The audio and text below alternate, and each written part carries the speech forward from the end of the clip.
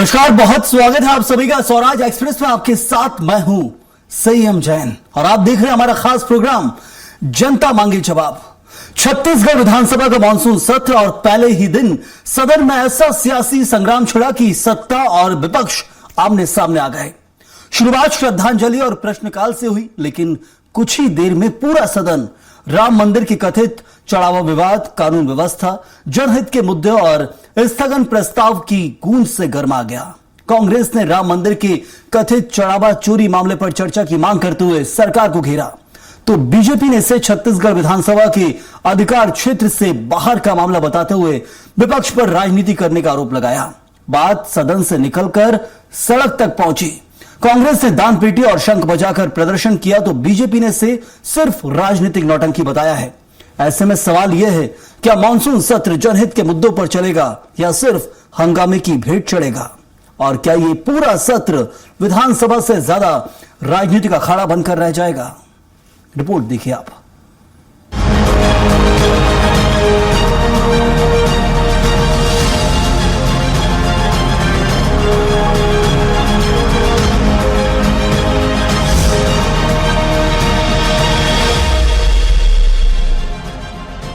Monsoon सत्र के पहले दिन सदन की शुरुआत पद्म विभूषण दिवंगत तीजन बाई को श्रद्धांजलि देकर हुई। इसके बाद प्रश्नकाल में बीएड डीएड कॉलेज, भू राजस्व संहिता और दूसरे जनहित के मुद्दों पर चर्चा हुई। लेकिन सदन का माहौल उस वक्त गर्मा गया जब नेता प्रतिपक्ष डॉक्टर चरणदास महंत ने राम मंदिर के कथित चढ़ावा चोरी के मामले पर स्थगन प्रस्ताव लाकर चर्चा की मांग की। कांग्रेस का कहना था कि यह करोड़ों श्रद्धालुओं की आस्था से जुड़ा मामला है, इसलिए सदन में इस पर चर्चा होनी चाहिए और निष्पक्ष जांच भी करानी जानी चाहिए। कांग्रेस ने आरोप लगाया कि वोट चोरी के बाद अब चढ़ावे की चोरी हो रही है, जबकि भाजपा ने इन आरोपों को पूरी तरह निराधार बताते हुए विपक्ष पर सिर्फ राजनीतिक माहौल बनाने का आरोप लगाया। वहीं दूसरी ओर सदन में चर्चा नहीं होने से नाराज कांग्रेस सड़क पर उतर आई। रायपुर में जिला कांग्रेस अध्यक्ष श्री कुमार मेनन के नेतृत्व में कार्यकर्ताओं ने दान पेटी रखकर उसमें चंदा डाला और शंख बजाकर विरोध प्रदर्शन किया। प्रभु राम के मंदिर से जो चोरी हुई है, जिसको दुनिया जानने लगी है, उसके बारे में सिर्फ और सिर्फ जांच की बात करने आए थे।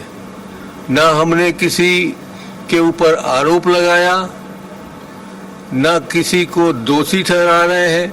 जो करोड़ों श्रद्धालु जाके वहाँ जो दान दिए हैं, जो चढ़ावा दिए भगवान रामलला को, उसमें डकैती हुई है, जिसमें भारतीय जनता पार्टी आरएसएस के लोग शामिल हैं। देखिए, वो सीधा सी बात है, कोई नॉन टेक्निकल आदमी भी समझ सकता है कि उत्तर प्रदेश का मामला है। वहाँ की सरकार ऑलरेडी जांच कर रही है। अब छत्तीसगढ़ सरकार में यहाँ सदन में मुझे लगता है कि उसको यहाँ उठाकर उस पर चर्चा करने का कोई औचित्य नहीं था, इसलिए माननीय स्पीकर साहब ने उसको खारिज कर दिया है। वहीं उप मुख्यमंत्री अरुण साव ने कांग्रेस पर विधानसभा की कार्यवाही बाधित करने का आरोप लगाया। उन्होंने कहा कि कांग्रेस जनता के मुद्दों से ध्यान भटकाने के लिए राजनीतिक नौटंकी कर रही है। कार्यवाही को अनावश्यक रूप से बाधित करने का काम कांग्रेस के नेताओं ने किया है, ये दुर्भाग्यजनक है। जनता के मुद्दों की यहाँ चर्चा होनी चाहिए। जो विधानसभा के अधिकार क्षेत्र से बाहर का विषय है, जो राज्य सरकार के विषय से बाहर का काम है, उसे लेकर जिद पर अड़ना और विधानसभा की कार्यवाही को बाधित करना, ये दुर्भाग्यजनक है। मानसून सत्र के पहले ही दिन यह साफ हो गया है कि आने वाले दिनों में सदन के भीतर सत्ता और विपक्ष के बीच तीखी टक्कर देखने को मिलेगी। राम मंदिर के कथित चढ़ावा विवाद को लेकर कांग्रेस सरकार को घेर रही है, जबकि बीजेपी इसे राजनीतिक मुद्दा बनाकर जनता को गुमराह करने की कोशिश बता रही है। अब देखना होगा कि मानसून सत्र में जनहित के मुद्दों पर चर्चा होती है या फिर हंगामे और आरोप प्रत्यारोप ही सदन की कार्यवाही पर हावी रहते हैं। स्वराज एक्सप्रेस के लिए रायपुर से दिलीप साहू की रिपोर्ट।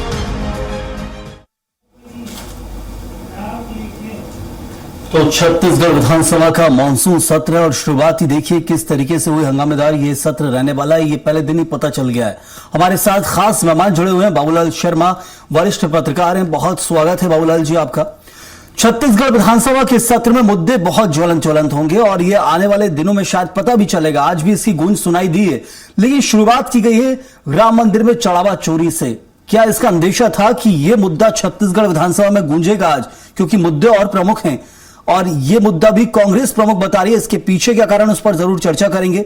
लेकिन क्या हम समझे कि राम मंदिर चढ़ावा चोरी की गूंज आने वाले 5 दिन भी सुनाई देगी?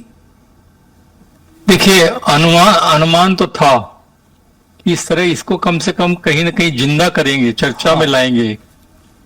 चर्चा हो न हो, लेकिन ये चर्चा में आ जाए, अखबारों में आ जाए, टीवी में दिख जाए, और ये जो धीरे धीरे पीछे जा रहा है तो फिर और आगे आ जाए ये चर्चा। तो उस दृष्टिकोण से इन्होंने उठाना है, ये लगभग लग रहा था। लेकिन सामान्यतः जो है परंपरा तो ऐसी है कि अन्य राज्य की किसी भी घटना पर इस विधानसभा में चर्चा नहीं होती, सामान्य परंपरा है जी। लेकिन मुझे लगता है कि कांग्रेस के लोगों ने, डॉक्टर चरणदास महंत ने इसे अंतर्राष्ट्रीय स्तर पर भक्तों का जो है, भक्तों की जो आस्था है अंतर्राष्ट्रीय स्तर पर जो है वो छिन्न भिन्न हुई है, इसलिए जो है इसको उठाने का प्रयास किया जरूर। और भूपेश बघेल ने इसको आगे बढ़ाया। नियम प्रक्रिया की बात करके जो है अजय चंद्राकर ने इसको बाधित करने का प्रयास किया, रोकने का प्रयास किया। उसने कहा कि ऐसी कौन से नियम और प्रक्रिया के तहत आप इस बात को उठा रहे हैं? शून्यकाल में सूचना दी जाती है, मुद्दे नहीं उठाए जाते।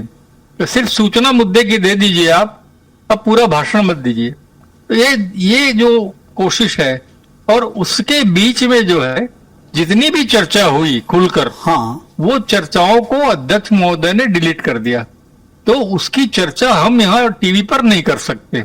अब दिक्कत यह है, लेकिन कुछ बातें ऐसी हैं जो बाहर भी नेताओं ने जो है पत्रकारों के सामने साझा की है लॉबी में। उसमें एक बात, अंदर जो बात हुई थी उसमें एक बात ये थी, धर्मलाल कौशिक ने अचानक जो है भूपेश बघेल से एक प्रश्न किया कि आप इतने चिंतित क्यों दिखाई दे रहे हैं, आपने कितना चंदा दिया? एक टॉन्टिंग वे में उन्होंने कहा आपने कितना चंदा दिया। तो आश्चर्यजनक ढंग से जो है भूपेश बघेल ने रसीद दिखाते हुए इस बात को ओपन किया कि मैंने 1,21,000 रुपए का चंदा दिया है, और मेरे जैसे सैकड़ों लोग हैं जिन्होंने सोना चांदी पैसा जो है, छत्तीसगढ़ का पैसा जो है वहां गया है, और उसमें अगर सेंध लगी है तो छत्तीसगढ़ में चर्चा हो सकती है। ये तर्क दे करके जो है चर्चा करने का प्रयास किया। निश्चित रूप से जो है कहीं ना कहीं जो है नियम प्रक्रिया के तहत सामान्यतः जो चर्चा नहीं होती, लेकिन इसको राष्ट्र स्तर पर भक्तों की आस्था, यहाँ तक कि अंतर्राष्ट्रीय स्तर पर भक्तों की आस्था का मुद्दा मान करके जो है उसको भूपेश बघेल ने आगे बढ़ाने का प्रयास किया। स्थगन प्रस्ताव का भी जिक्र किया जा रहा था आज के दिन जी, स्थगन प्रस्ताव का जिक्र किया जा रहा था। स्थगन प्रस्ताव ही तो लाया गया, इसमें शून्यकाल में स्थगन लाने का प्रयास किया गया। और बहुत से लोगों की सूचनाएं जो है वो पटल तक पहुंच चुकी थी, इसका उल्लेख करते हुए अध्यक्ष महोदय ने इसको खारिज कर दिया कि जब दूसरे राज्य का मामला है इसलिए यहाँ चर्चा नहीं की जा सकती, इसलिए मैं इसको खारिज करता हूँ। उसको स्वीकार नहीं किया, इसलिए जो है बात बढ़ी, और बात बढ़ी तो इन्होंने तर्क दिया ये सिर्फ राज्य का मामला नहीं है, ये राष्ट्र स्तर का मामला है, इसलिए हम उठा रहे हैं। और ये हमारे रामचंद्र हमारे भांजे हैं, कौशल्या माँ का ये जन्म स्थान है, जन्मस्थली है। तो हम लोगों ने जो है राम वनगमन पथ बनाया। आप हमको राम का विरोधी कहते हैं, लेकिन हमने बनाया राम वनगमन पथ, ऐसा कह करके जो है उन्होंने ये प्रयास किया कांग्रेस के। बिल्कुल, और ये देखने को मिला है जरूर बाबूलाल जी, भूपेश बघेल कार्यकाल में राम भक्ति क्या थी भूपेश बघेल की, वो चाहे कई कथाएं आयोजित हो या कई कार्यक्रमों के जरिए दिखाने की कोशिश की भी गई थी। और चर्चा करेंगे। इस वक्त हमारे साथ 2 खास मेहमान और जुड़े हुए हैं। श्रीचंद सुंदरानी, पूर्व विधायक है, बीजेपी से स्वागत है आपका। साथ ही सुरेंद्र शर्मा जो कि कांग्रेस के प्रवक्ता है, आपका ही बहुत बहुत स्वागत चर्चा में जुड़ने के लिए।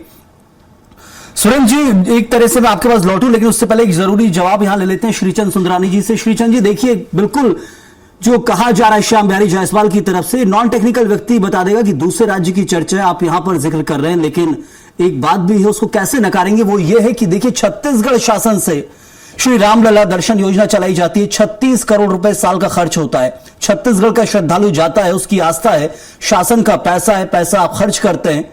उस नाते ही सही है, जवाब तो बनता है यदि विपक्ष सवाल उठा रहा है तो, क्योंकि आप योजना चला रहे हैं अयोध्या दर्शन के लिए, छत्तीसगढ़ वासी जाते हैं दर्शन के लिए, शासन पैसा खर्च करता है, तो विपक्ष का सवाल भले ही नॉन टेक्निकल हो, लेकिन सवाल तो सवाल है। देखिए, बड़े दुर्भाग्य की बात है, भूपेश बघेल जी पूर्व मुख्यमंत्री रहे हैं और लंबा अनुभव है उनको संसदीय प्रणाली का, और वे आज छत्तीसगढ़ विधानसभा में स्थगन लाना चाहते हैं राम मंदिर अयोध्या उत्तर प्रदेश के मामले में, तो कहीं भी टेक्निकल स्थिति नहीं बनती। और निश्चित रूप से विधानसभा अध्यक्ष जी ने अगर इसको अस्वीकार किया स्थगन को, तो सही निर्णय है। रहा सवाल तीर्थ यात्रा कराने का, तो छत्तीसगढ़ में हम अनेक तीर्थ स्थलों की यात्रा कराते हैं, प्रभु राम के दर्शन भी कराते हैं, और ये भी बात सही है कि हम प्रभु राम के जन्मयाद है, लेकिन विधानसभा की नियमावली से थोड़ी प्रभावित होती है। ये भी सही है कि यहाँ कौशल्या माता का मंदिर है, कौशल्या माता का मैका है, हाँ। लेकिन इससे विधानसभा के जो नियम कायदे थोड़ी बदल जाते हैं। अगर अयोध्या के मामले में, प्रभु राम के मंदिर के मामले में अगर यहाँ पे स्थगन लाया जाए, तो निश्चित रूप से कानूनन रूप से ये उचित नहीं है। इसलिए विधानसभा अध्यक्ष ने इसको काट किया और स्वयं भूपेश बघेल जो चरणदास मान जी लंबा अनुभव रखते हैं संसदीय कार्य प्रणाली का, तो आज उनको बड़े दुर्भाग्य से कहना पड़ रहा है कि इतना बड़ा संसदीय ज्ञान होने के बाद भी वे इस बात पे अवैध है कि स्थगन स्वीकार हो, जबकि अन्य राज्यों के मामलों में स्थगन यहाँ की विधानसभा में नहीं लाया जा सकता है।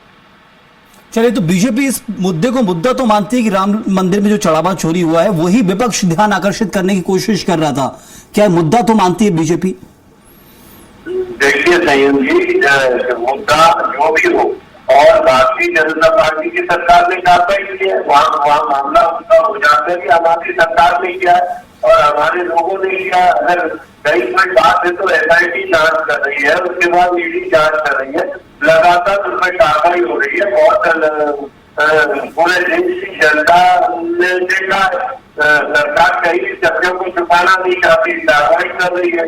प्रभु राम के मंदिर में अगर कोई चंदे की हेराफेरी किसी ने भी की है, तो उनको बख्शा छूट जाएगा, उनको तो कड़ी से कड़ी कार्रवाई होगी, निश्चित रूप से होगी, और बहुत सारे लोगों को सस्पेंड भी किया गया, वहाँ से कार्रवाई भी की गई है, जिम्मेदारी के पद से हटाया गया है। कानून अपना काम कर रहा है, उसको लेकर पूरे देश की जनता जानती है कि भारतीय जनता पार्टी की सरकार ने चंदा चोरी वाले मामले में किस तरह कार्रवाई की है।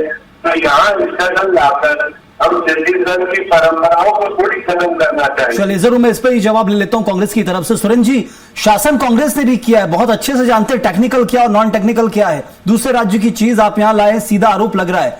क्या कुछ कहना चाहते थे राम मंदिर चढ़ावा चोरी का मुद्दा उठाकर आप? ये यहाँ के रग रग में राम के प्रति श्रद्धा बनी, और राम मंदिर के निर्माण में चाहे कांग्रेसी हो चाहे भाजपाई हो, बढ़ चढ़ के लोगों ने चंदा दिया है, हिस्सेदारी जी।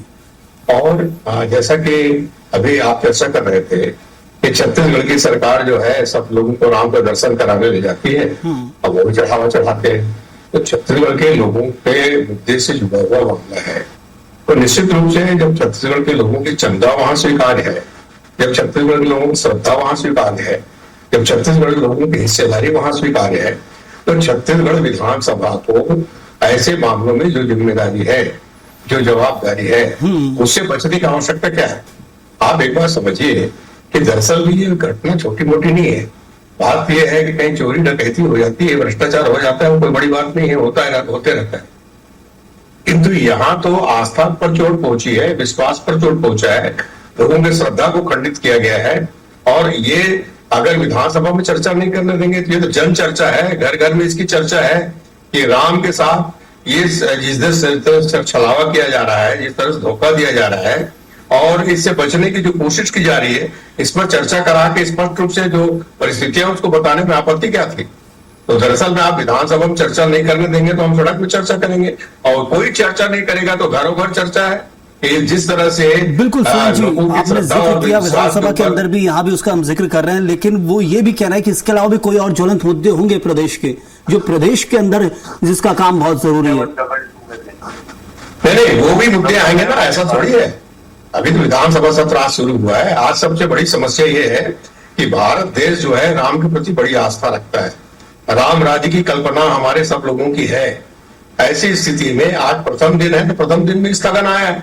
अरे समस्याएं तो इतनी ज्यादा भारतीय जनता पार्टी ने पैदा कर दी है कि आप आने वाले समय में देखते रहिए ना, जिस तरह से लॉ एंड ऑर्डर की व्यवस्था है, जिस तरह से फर्टिलाइजर की समस्या है, जिस तरह बिजली बिल की बढ़ोतरी है, जिस तरह से चाकू चल रहे हैं, जिस तरह से अपराध हो रहे हैं, ये सारे विषय आएंगे। जिस तरह से नकटी में लोगों को भरे बरसात में उजाड़ दिया गया, कोई मुद्दों की कमी थोड़ी है। भारतीय जनता पार्टी पूरा प्रयास कर रही कांग्रेस की सरकार बन जाए और उनके प्रयास में कोई कमी नहीं है। चलिए, मगर हम प्रतिपक्ष में हैं, हमारी जवाबदारी है कि उन समस्याओं को उठाएं। बिल्कुल तो बादल जी, पहले राष्ट्रीय स्तर की आज तो समस्या सिर्फ है, शुरुआत आज थी। उठाया गया। बिल्कुल, मैं लौटता हूं सुरेंद्र जी आपके पास। ये तो शुरुआत थी राम मंदिर चढ़ावा चोरी, मुद्दे ज्वलंत है छत्तीसगढ़ के अंदर, जिक्र भी कर रहे हैं सुरेंद्र जी। कौन से ऐसे मुद्दे होने वाले आने वाले दिनों में इस सत्र में जो देखने को मिलेंगे, जिसके ऊपर गर्माहट रहेगी राम मंदिर चढ़ावा चोरी के अलावा? वो तो रहेगा ही पांचों दिन। प्रश्न मुझसे है? जी बाबूलाल जी। देखिए, नकटी उजड़ने का मामला एक बहुत बड़ा मामला आज के दिन है। हाँ, कानून व्यवस्था का मामला है, खाद बीज का मसला है, बहुत सारी और परेशानियां जो है समाज के अंदर में चल रही हैं। जो भारतीय जनता पार्टी के सदस्य ने जो है दूसरे को जिंदा जला दिया, वो घटना भी है। रेत का जो अवैध कारोबार हो रहा है, वो भी एक घटना है। बहुत सारी घटनाएं हैं, बहुत सारी बातें हैं, लेकिन इस बार जो है मैं समझ पा रहा हूं, हाँ। छोटा सत्र जरूर है, लेकिन भारतीय जनता पार्टी ने भी जबरदस्त तैयारी की हुई है। आज के ही मामले में आप देख लीजिए जी। कि कहीं न कहीं पहले से इस बात का तय था ये कि मुकाबला करना है बराबरी में, और मुकाबला जो है बराबरी में अजय चंद्राकर ने लीड किया, धर्मजीत सिंह ने लीड किया, और पूरे सत्ता पक्ष ने हंगामा किया, उनको बात करने से रोका, और जो बात पूरी नहीं कर पाए और बीच बीच में कहे भी तो उसका जबरदस्त विरोध जो है सत्ता पक्ष ने किया, जो पहले से तयशुदा मसला था।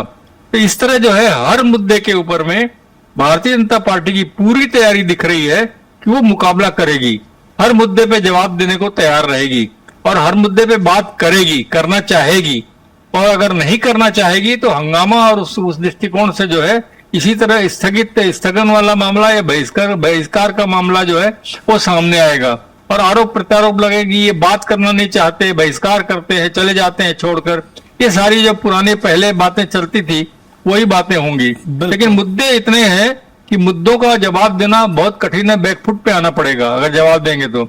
इसलिए जो है मुकाबले की किस तरह की तैयारी इनकी है वो देखने में आएगी भविष्य में। जी जरूर, बिल्कुल। श्रीचंद सुंदरानी जी, ये तो शुरुआत थी राम मंदिर चढ़ावा चोरी को लेकर, आपको घेरने की कोशिश की गई है। बाकी यदि छत्तीसगढ़ के अंदर का जिक्र करेंगे, जैसा ही बता भी रहे थे, बहुत ज्वलंत मुद्दे लग रहा है कि कहीं किसी मामले को लेकर जहां बीजेपी के पास जवाब ना हो, क्योंकि यहां मुद्दे बताए जा रहे हैं रायपुर में बढ़ते क्राइम को लेकर खुलेआम चाकूबाजी हो रही है, किसानों के लिए फर्टिलाइजर्स का मुद्दा है, इसके अलावा कई ऐसे मुद्दे हैं, नकटी का विवाद भी जो है वो भी अभी कम नहीं हुआ है। संयम जी, आपको 2.5 साल इस सरकार को हो गए, हाँ, और विपक्ष के पास कोई गंभीरता कोई मुद्दे उठाए हैं क्या आज तक? तो इस बार उठाएंगे, इनको कोई गंभीरता है नहीं। ये महिला तो सदन छोड़ के चले जाएंगे, बहिर्गमन करते चले जाएंगे, सदन लाके जनता में संदेश देना चाहते, केंद्रीय नेतृत्व को खुश रखना चाहते कि हम यहाँ पे लड़ रहे हैं, लेकिन न इनकी लड़ने की मानसिकता है, न इन मुद्दों में दिवालियापन है इनका। कोई मुद्दे इनके पास है नहीं, वही मुद्दे रखे मुद्दे को उठाते हैं। इसका जनता से कोई दरकार नहीं है, जनता भारतीय जनता पार्टी की सरकार के साथ है। कांग्रेस पार्टी को पूरी तरह से नकार चुकी है, भ्रष्टाचार के दंड में डूबी कांग्रेस पार्टी की कोई भी बात जनता सुनने तैयार नहीं, और विष्णुदेव राय जी की सरकार यहाँ पे लगातार जनता के बीच में काम करी, जनता की आकांक्षाओं पे खरा उतर रही है। श्रीचंद जी, लेकिन आप देखिए श्रीचंद जी, इस वक्त जो रायपुर के अंदर कमिश्नर राज लाए हैं और उसके आधार पर दूसरे शहरों में भी कमिश्नर राज लाने की तैयारी है, लेकिन बढ़ते क्राइम का मुद्दा जरूर है। रायपुर में क्राइम बढ़ा है कमिश्नर राज आने से, उस मुद्दे को पहले भी कांग्रेस ने उठाया। क्या लग रहा है कि ये मुद्दा कहीं बीजेपी और भारी पड़ सकता है, बढ़ता हुआ अपराध? देखिए हम भूल जाते हैं 2.5 साल पहले की सरकार कांग्रेस की सरकार थी, 5 साल की, कि अपराध का घर बन चुका था, नशे का घर बन चुका था।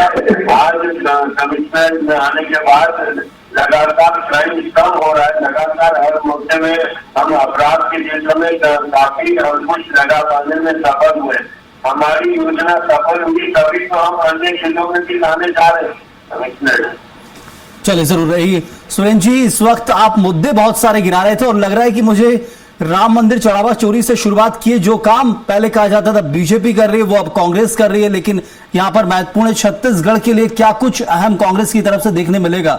क्या मुद्दों की गूंजी सुनाई देगी और उसके ऊपर कुछ एक्शन भी होगा विपक्ष की तरफ से? तो देखिए एक्शन करने की जिम्मेदारी तो सरकार की होती है, विपक्ष का काम है मुद्दों को उठाना। आप एक चीज बताइए, हमारे मित्र कह रहे हैं अपराध कम हुए, तो मैं याद दिलाना चाहता हूँ छत्तीसगढ़ के इतिहास में, हिंदुस्तान के इतिहास में कभी आपने सुना है कलेक्टर ऑफिस आग लगा दी गई है और कलेक्टर एसपी भागे हैं। यहाँ रेत का माफिया जो है इतना ताकतवर हो गया है कि माइनिंग अधिकारी के ऊपर ट्रैक्टर चढ़ाता है। यहाँ पर अपराधी इतने ज्यादा सबल हो गए हैं कि थाने के अंदर घुस करके चाकू चला रहे हैं। यहाँ रायपुर में आप विकास की बात करते हैं, ये सब तो पहले भी होता था, इससे ज्यादा अपराध की घटना आपके कार्यकाल में आती थी, अभी कम हो रही है। नहीं, ये बिल्कुल गलत बात है। इस तरह की घटनाएं कभी हुई है बताइए ना। इस तरह की घटनाएं कभी नहीं हुई है। कलेक्टर ऑफिस का जलाया जाना भारत के इतिहास में कहीं नहीं हुआ है। वो सत्ता का प्रतीक है। ये इस तरह की जो बात करना है ना, दरअसल में भारतीय जनता पार्टी शुतुरमुर्ग की तरह आंख मूंद करके सिर को रेत में गड़ा के सोचती कि आंधी निकल जाएगी। आंधी निकलने वाली नहीं है। आज की जनता बहुत समझदार है, हर चीज को देख रही है, हर चीज को समझ रही है। ये भ्रष्टाचार की बात कर रहे हैं, भ्रष्टाचार के आकंठ में डूब चुकी भारतीय जनता पार्टी। अब दिक्कत यह है कि इनके खिलाफ शिकायत कौन करेगा, कौन जांच करेगा? ईडी इनके पास है, सीबीआई इनके पास है, ईओडब्ल्यू इनके पास है। इनकी शिकायत लेकर जाए तो जाए कहां? कोई सुनने वाला नहीं है। मगर मैं आपको बता रहा हूं, भारतीय जनता पार्टी की सरकार 2.5 साल में पूरी तरह से असफल हो चुकी है। चलिए ठीक, बिल्कुल एक अंतिम जवाब ले लेते हैं, मेरे पास समय खत्म हो रहा है, बहुत माफी के साथ। बाबूलाल जी सिर्फ एक छोटा सा जवाब ले लेते हैं, अभी सत्र चलने वाला है। किसके कार्यकाल में ग्राफ बढ़ रहा है क्राइम का? ये कम हो रहा है या बढ़ रहा है या पहले ज्यादा था? बहुत छोटा सा जवाब मैं चाहूंगा। किसी के भी कार्यकाल 2001 से लेकर आज तक जितने भी मुख्यमंत्री हुए हैं, सभी के कार्यकाल में कानून व्यवस्था की स्थिति बिगड़ती थी। लेकिन एक बात आपको मानना पड़ेगा कि इस कार्यकाल में, जो 2.5 साल के कार्यकाल में, हाँ। ये कुछ ज्यादा बढ़ी हुई है और बड़े खतरनाक किस्म के जो है अपराध जो है वो देखने में आ रहे हैं, जो कभी देखने में नहीं आए। ये बिल्कुल सही है। तो इसलिए चर्चा का विषय यही बन रहा है कि इतने खतरनाक घटनाएं घट रही हैं, इतनी बड़ी बड़ी बातें हो रही हैं कि लोगों को सोचने को मजबूर होना पड़ रहा है कि ये सब क्या हो रहा है। कमिश्नरी बनने के बाद में रायपुर के प्रॉपर में थोड़ा बहुत फर्क जरूर पड़ा है, लेकिन पूरे आप प्रदेश में देखेंगे तो बढ़ रहा है, आंकड़े बढ़ रहे हैं। चाकूबाजी घटनाएं आम हो रही है। क्रूरता के साथ जला के मार देना बहुत बड़ी घटना है जो कभी हुई नहीं। इस तरह की घटनाओं से जो है चर्चा आई है, चर्चा हो रही है और जनता भी इस बात में सोच रही है आखिर ये सब क्या हो रहा है। हालांकि कानून व्यवस्था की स्थिति हर राज्य में, हर एक के राज्य में गड़बड़ रहती है। बिल्कुल, कोई ऐसा नहीं है कि अपराधी कोई किसी की पूजा करके चुप हो जाएगा कि मैं कुछ नहीं करूंगा इसके राज्य में।